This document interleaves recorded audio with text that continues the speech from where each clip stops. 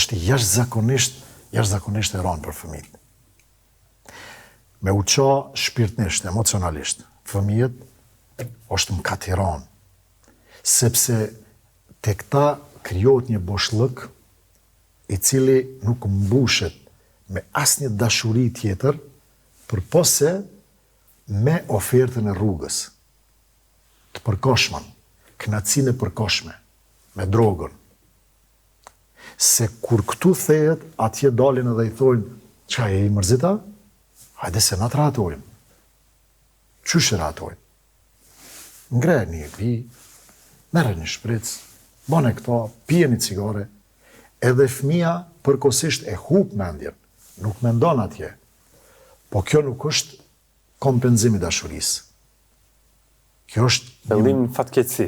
Fillim i keq në fatkeqësi.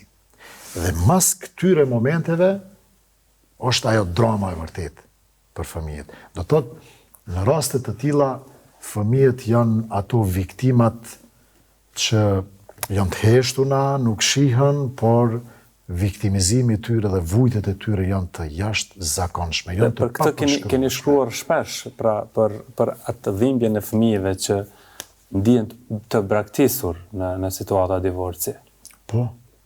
Po dhe zakonisht, për mos me thonë 100%, pjesa dërmuese, pjesa më e madhe e tyre përfundojnë në abuzim me drogat, përfundojnë vajzat në amoralitet, edhe kjo është pastaj ajo situata e rëndë që është për me qajtë. A mendoni se prindrit pas ndarjes shpesh harrojnë që betejë e vërtet nuk është më mes tyre, por është për fëmijët? Unë konsideroj që prindrit, për faktin që kaq me thjeshtësi, me lehtësi, e çojnë jetën e tyre drejt divorcit, ata nuk janë tu e mendu hallin e fëmijëve, fatin e fëmijëve.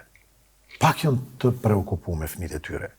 Fakti që ti kaq let e çon anej këtë çështje. Nuk e bën përpjekjen as minimale për me ndërtu jetën familjare të mbi bazën e konditave të shëndosha. Atëherë kjo është te prindrit është, ata nuk hiç mendojnë për fëmijët e tyre, kanë qitë top prioritet jetën e tyre.